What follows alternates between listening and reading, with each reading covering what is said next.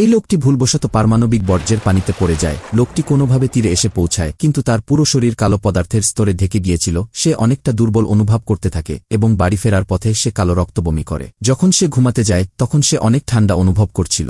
Jack জানত না যে তার শরীর ধীরে ধীরে পরিবর্তিত হচ্ছে। পরদিন সকালে জ্যাক স্বাভাবিক অনুভব করে এবং আগের চেয়ে অনেক বেশি শক্তিশালী ও ফিট মনে করে। সেদিন আবার সে দুর্ঘটনাবশত 20 তলা বিল্ডিং থেকে নিচে পড়ে যায় এবং জোরে মাটিতে আছড়ে পড়ে।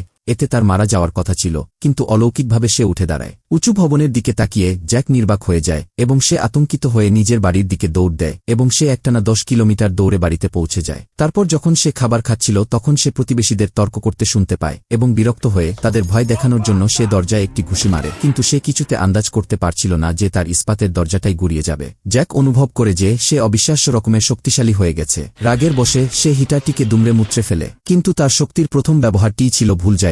ঠিক তখনই সে বাহিরে থেকে সাহায্যের জন্য তার প্রতিবেশীদের চিৎকার শুনতে পায়। তারপর সে নিচে নেমে দেখে কিছু গুন্ডা জেনিকে ঘিরে রেখেছে। যদি তুমি সেখানে থাকতে তাহলে কি করতে? পরবর্তী পার্ট দেখার জন্য কমেন্টে পার্ট 2 লিখে চ্যানেলটি সাবস্ক্রাইব করুন।